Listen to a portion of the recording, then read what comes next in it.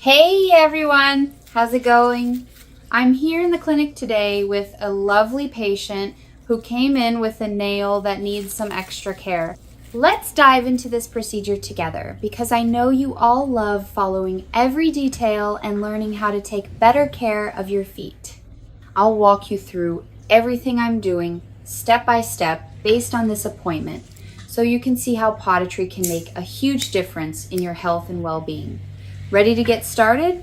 Today, I'm working on a nail with a pronounced curve that's ingrown on both sides of the toe. This patient mentioned she'd been feeling discomfort for a few weeks before coming in. She even joked that it felt like she brought a crab claw on her toe after a trip to the beach. It's common for nails with a genetic curve, like hers, to cause this kind of issue because they grow in a way that presses into the surrounding skin, sometimes even pinching it. That can lead to pain, redness, and in some cases, mild inflammation. Before we start, I apply a local anesthetic to make sure the patient is comfortable throughout the procedure. While waiting for it to kick in, I closely examine the nail. The corners are deeply embedded and the surrounding skin is sensitive with slight irritation. I use a thin, sterilized spatula to carefully access the sides of the nail, removing any skin or tissue that's in the way. This step is critical because any leftover skin can worsen the ingrowth and even lead to infections if not handled properly. Once the corners are cleaned up, I move on to cutting and shaping the nail. Precision is everything here. The natural curve of this nail makes it press into the surrounding tissue, so I carefully trim it, following the toe's natural shape, but adjusting to relieve the pressure. Look at that, the tip of the nail was so ingrown it was almost hidden in the skin. During the procedure, the patient said she didn't feel a thing, which is awesome. That means the anesthetic is doing its job. Beyond the trimming, I use a specialized file to smooth the nail's edges, ensuring they're not rough or sharp, which could cause new ingrowths. As I work, I explain to the patient that this curve is genetic, something she was born with, meaning we need ongoing care.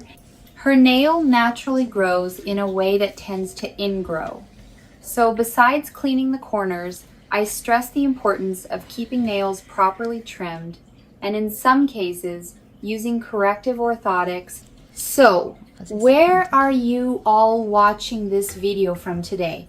Drop it in the comments because I love hearing where my audience is. Whether you're in São Paulo, Rio, Portugal, the United States, or anywhere else in the world, I read every comment. I get a ton, so I reply little by little, but each message you leave makes me so happy. So let's connect. Tell me, have you ever had an ingrown nail? What was it like? Or, if you want, share a tip you use to care for your feet. I love this exchange with you all. As I work, my biggest priority is ensuring the patient's comfort. An ingrown nail might seem minor, but anyone who's dealt with one knows how much it can disrupt daily life.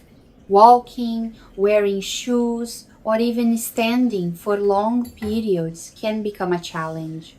That's why I handle everything with care, constantly checking if the patient is okay. During the appointment, we laughed together when she joked about the crab claw on her toe, which brought some lightness to the moment. I want her to leave here not only with healthier feet, but also feeling cared for and confident. For those of you watching, my advice is the same. Never ignore your feet's signals. They carry us to so many places and deserve all the care. If you feel pain, discomfort, or notice a nail starting to ingrow, see a podiatrist as soon as possible. Early care can prevent bigger issues and bring back the joy of walking pain-free.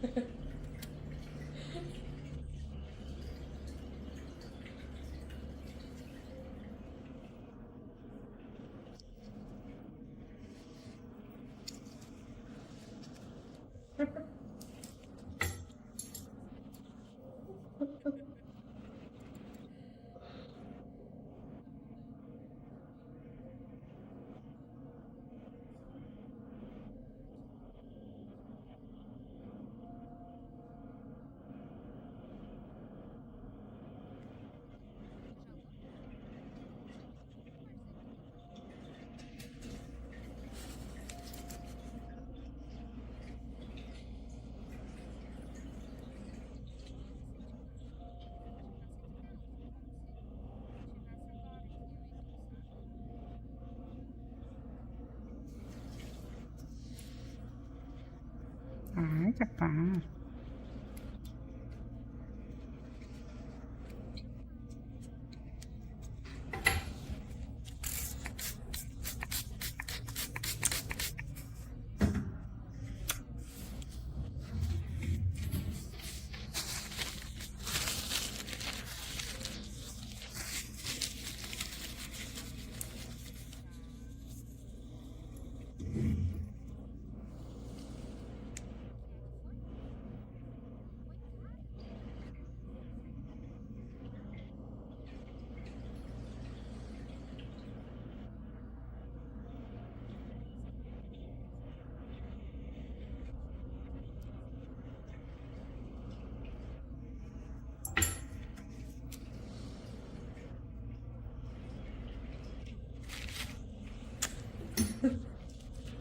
โอ้ย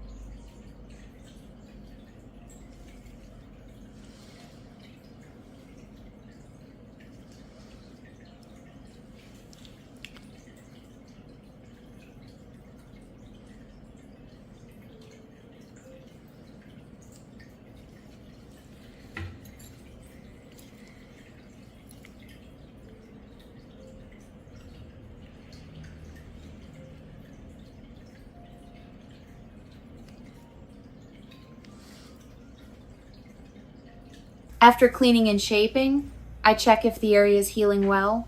The patient mentioned that after her last visit, she didn't feel any stinging or pain, which is a great sign that the previous procedure worked well. To wrap up, I apply an antiseptic product to protect the area and advise her to return in a few weeks to place an orthotic. This orthotic acts like a guide for the nail, helping it grow in the right shape and preventing future ingrowths. Given her pronounced curve, regular follow-ups are key to ensuring her comfort and quality of life. One more thing we talked about during the appointment was her routine. She mentioned she's taking a removal course, which involves a lot of filming and keeps her busy. That led me to emphasize the importance of wearing comfortable shoes, as intense activities or tight footwear can worsen the issue. I recommended shoes with a wide toe box and avoiding ones that squeeze the toes, especially during these weeks of healing. Since her nail's curve is genetic, I stress the need for regular care. Besides the orthotic to guide nail growth, daily habits make a big difference. For example, avoid cutting nails too short or rounding the corners, as that can make ingrowth worse. The best approach is to cut straight across and lightly file the edges. I also suggest moisturizing the feet with specific creams, but not overdoing it to avoid overly damp skin, which can lead to fungal issues. Another topic we covered was footwear. Tight or narrow-toed shoes can aggravate ingrowth, so I always recommend styles with enough room for the toes. And of course, keeping feet clean and dry is crucial, especially if you spend a lot of time in closed shoes or humid environments. If you enjoyed this video, don't forget to give it a big thumbs up. It's super important for showing the platform that the content I bring is high quality and made with lots of care. Did you know about 90% of you watching aren't subscribed yet? How about hitting that subscribe button and turning on the notification bell? That way, you'll get all my new videos, and I post every day. Your likes, comments, and shares help me keep bringing this free, info-packed content. So go ahead and like, subscribe, and share with a friend who needs some extra foot care. Taking care of your feet is about caring for your freedom to move. Every step we take should be light, comfortable, and pain-free. During the appointment, the patient shared that she's afraid of flying, but is starting to overcome that fear to chase her dreams, like visiting Santa Catarina and Porto Seguro. It reminded me that sometimes the biggest obstacle is fear of taking the first step, whether it's for travel or caring for your health. So my final message is, don't let fear or a busy schedule stop you. Care for your feet, care for yourself, and move forward with confidence. Big kiss, and see you in the next video.